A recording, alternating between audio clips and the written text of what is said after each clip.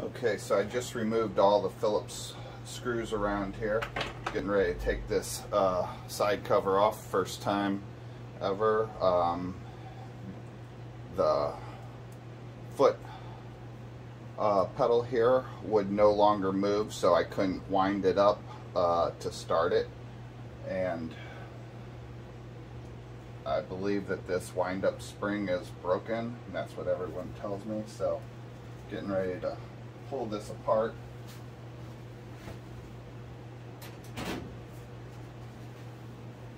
One set up.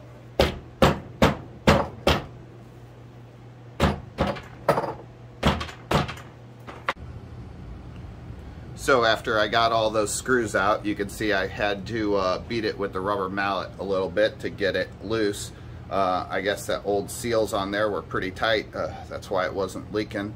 But with a little bit of help from the rubber mallet, I got it off. I just beat around it. I also used points like right here where you could get a little leverage on it. And there was another one up here at the top where you could get a little leverage. And taking a look, not everything flew out. The only thing that came out was one washer, and I think I'll figure out where. I think that came off of up here somewhere.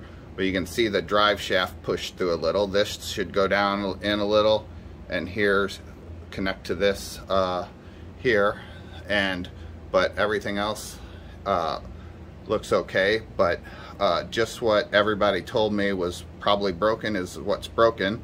Down in here you can see here's the spring broke right there, and here's the other half of it right up here. So that thing's just snapped. I do have another part ordered to another side housing with the spring already in it and good, and I'll get that put together and hopefully it'll be back in business.